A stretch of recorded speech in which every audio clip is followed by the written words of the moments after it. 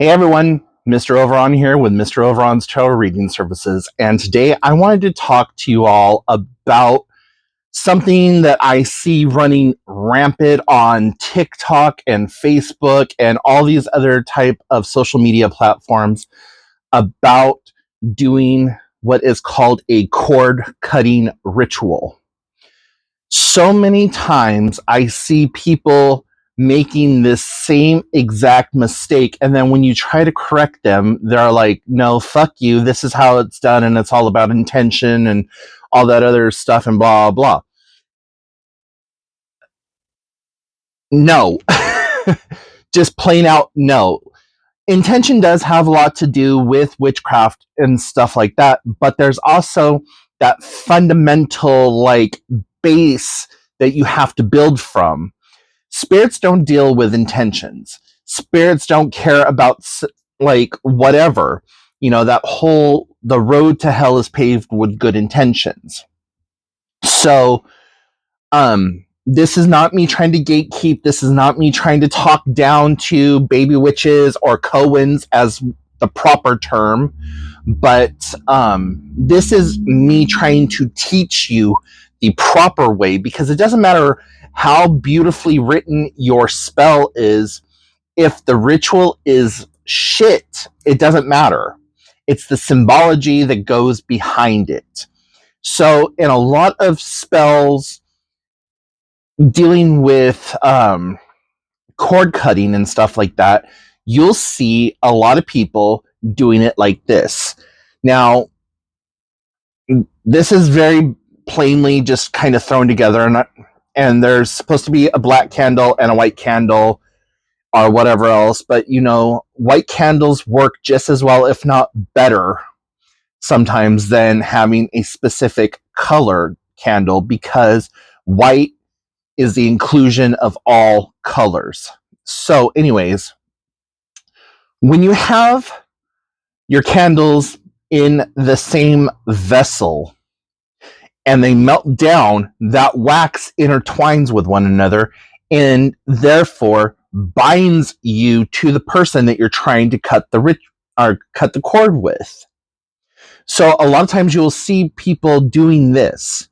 This is wrong. Now, you're going to find all kinds of videos and books and everything else published after 2015, maybe even after 2010, that tell you this is how you do a cord cutting ritual. This is false. You do not do it this way. If you do it this way, you are melding the energies together. You are binding the people together. In a real cord cutting spell, you have two separate vessels with the candles in each one of the vessels by themselves, with your salt and your protective herbs and all that other stuff.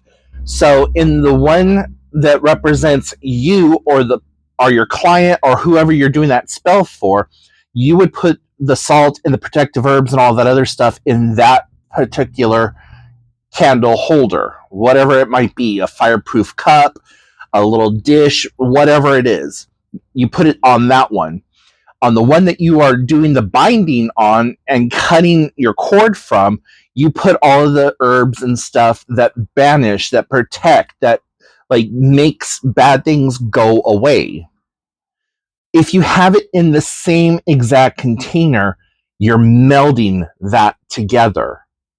It doesn't matter what herbs you put in there, because herbs, as you know, or you should know, have a multitude of different properties. So what could be used for protection could also be used for binding, could also be used for banishing, and it could be used for binding, like binding things together, not just binding the person, but binding something together with that.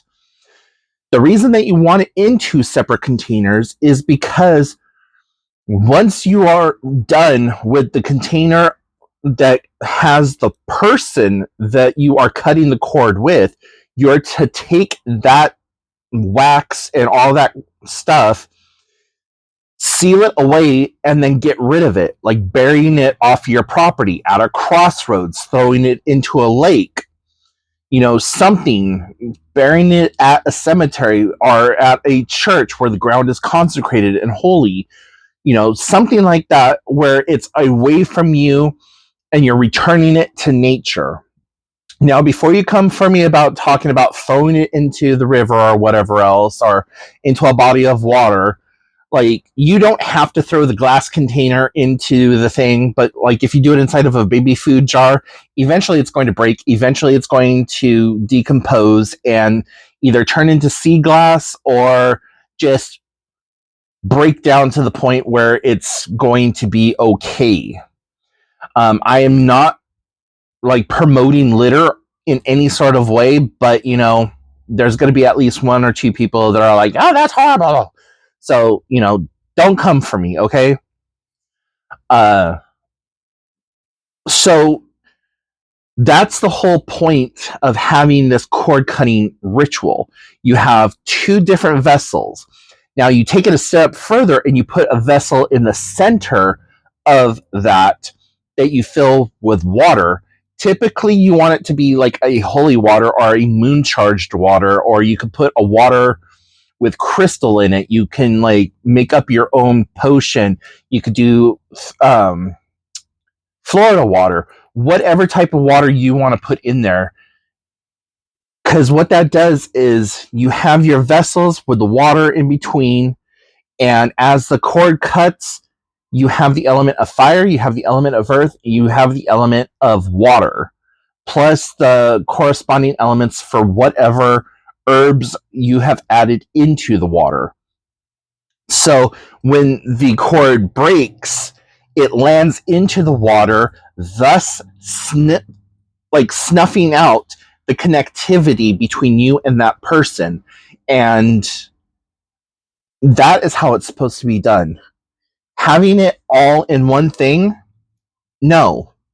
This is going to bind you to the person. Like I said, it does not matter how beautifully written your words are, does not matter your intention. It is the symbology and it is the foundation behind it.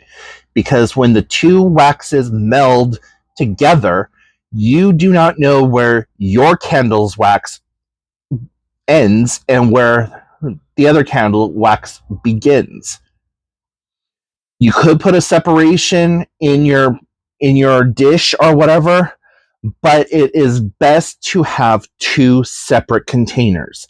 It sounds like a lot, it sounds like nitpicking, it sounds like what the fuck ever. But guys, listen to me when I tell you this is the proper way to do it. Now, you may have had some experience where you've done it this way and it's worked awesome, but how long did it take for it to work? Like, was it instantaneous, or was it a gradual, or is that person still kind of in your life but not causing the same amount of drama? Like, look at it that way. Now, if you were going to bring two people together, this is the way that you would do it. You would put the candles in the thing together.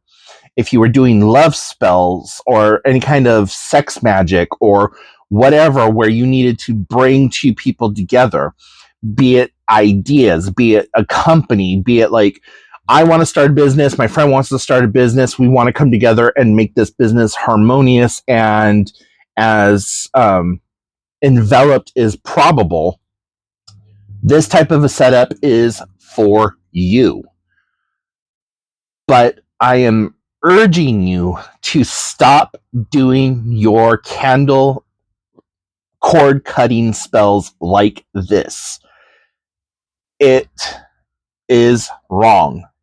The intentions can be there, it could be proper, it could be whatever, but any old-timely witch or root worker or anyone, this right here, this pulls together versus ripping apart. This works in Wicca. This works in several different forms of witchcraft. This works in voodoo. Santa Paula, Santeria, all the Afro-Caribbean, Latin American, Benedismo, all of that. This is how you would do a binding spell to bring people together or to meld people together, not how to pull them apart. So I really hope that this helps. If you have any questions, comments, or concerns, put them in the comment section down below. And if you want to talk to me more personally, you can shoot me an email. It's Mr. Overon, MROVERON, @gmail.com, or head on over to my website, MrOveron.com, for more information about my spells, my tarot reading, my services, all that other stuff. But I just wanted to make this video to try to clear that up for you guys. So blessings, and I will talk to y'all later. Bye, witches.